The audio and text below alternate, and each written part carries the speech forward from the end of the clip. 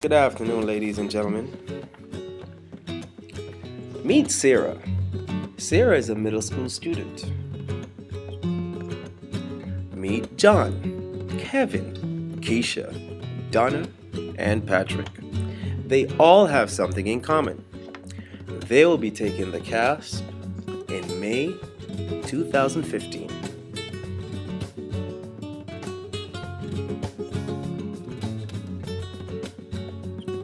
What is the CASP? The CASP is the California Assessment for Student Performance and Progress.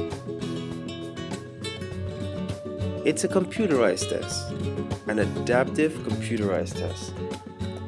This exam replaced the former California State paper-based exam.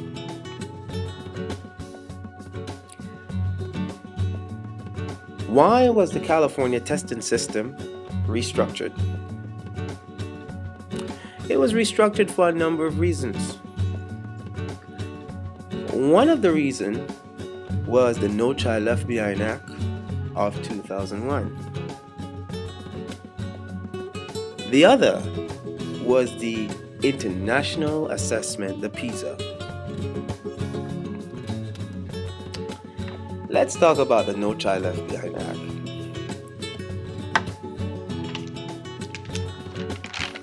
In the year 2001, the mandate titled No Child Left Behind was initiated. Its function was to ensure that in 12 years, all students would perform at a proficient level on all their state assessments. Instead of closing the achievement gap between students, the minority students who usually underperform, grew. And the implication followed that more African Americans, more Hispanic students, and more foster youths would not only fall from graduation in their high school years, but they would not have access to their 4-year college degree.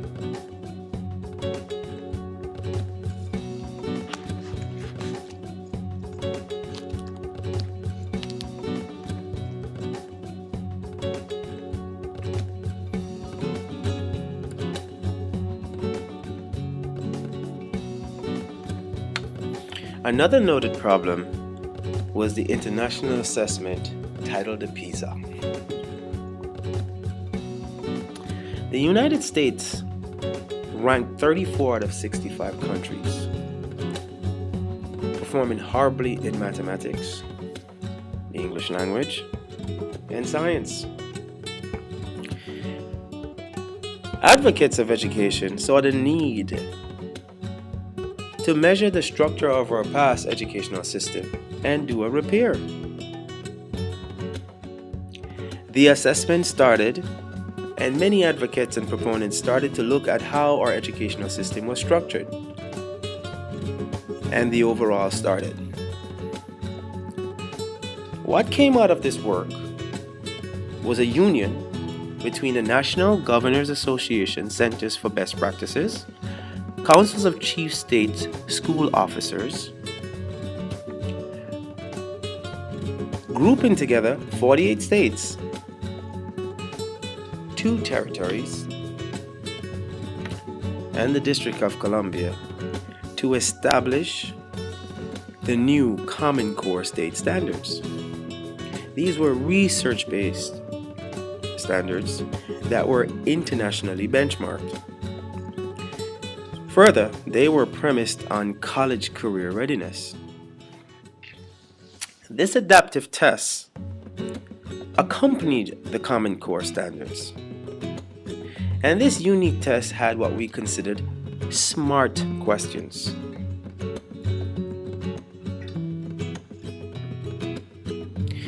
Each question had an embedded algorithm. And the algorithm allowed the question to respond to student responses. the question had specific depth of knowledge sections. It could respond to ability level. To show an example of how the questions function, picture the clasp on a coordinate plane, where there are 4 levels. The y-axis would describe the difficulty level, and the x-axis would describe the domain clustered standards. A series of questions would be within the 4 levels. Now, unlike the presented graph, these questions are more like the illustration of a fish in a fish tank, so to speak. They're all mixed together. But on the graph, you'll see that the DOK 1 level questions are basic recollection questions. Students just need to recall. The DOK 2 questions require some skill. The DOK 3 questions require a strategy from the student. And the DOK 4 questions required some form of application, and they were titled extended questions. If we look at 3 students taking this exam, let's say Donna, Kelly, and Mark. Donna may have taken the exam and was only successful within the depth of knowledge 1 area. It means her ability descriptor would read she had minimal knowledge of the particular domain clustered standard. The second young lady was, however, able to maneuver her way through all the levels. Her achievement level descriptor would read she have a high advanced level understanding of all the domain clustered standards. And the young man, he would meander between the 2nd and 3rd level and flatline at an area that would read he had adequate knowledge of the domain clustered standards. These information are embedded on a website titled The Adaptive Framework. On the Adaptive Framework, there's ongoing research on how test simulation informs teacher knowledge, teacher efficacy, and overall transparency. Ultimately, the implications are large. With the ability to generate a resource that can inform all stakeholders, the transparency would mean a better understanding of adaptive assessments, adaptive learning, and as we impact the teachers' confidence, we also impact the student confidence. To get more insight on the current work, please visit www.adaptive.com. Thank you.